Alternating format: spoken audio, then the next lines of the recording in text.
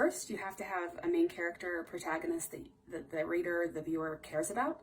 Second, they have to have high stakes. There has to be something really important on the line. And the third has to be pacing. How quickly the story is told is what creates the tension. And that's so important with a horror or thriller. Next question. That's a hard question. I have so many that I love. I think two of my recent favorites would be The Dead House by Don Kurtagich and Watch the Girls by Jennifer Wolfe.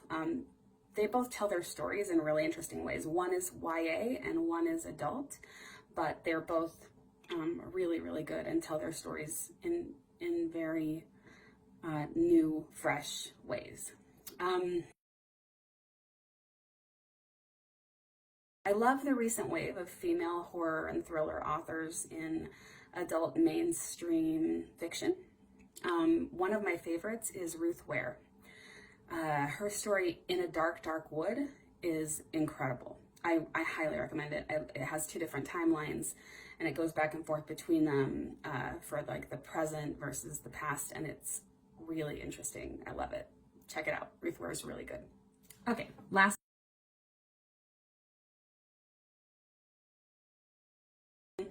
I would say it's a difficult choice between Prisionero de la Noche and Hasta los Huesos.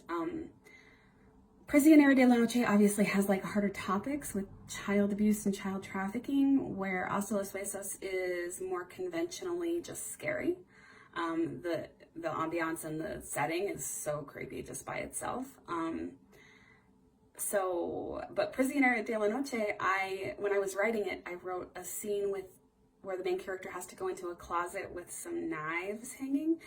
If you've read it, you probably know what I'm talking about. And when I was writing that scene, I scared myself. I went in to check on my son, and my cat ran into the room and slammed the door against the wall, and I screamed.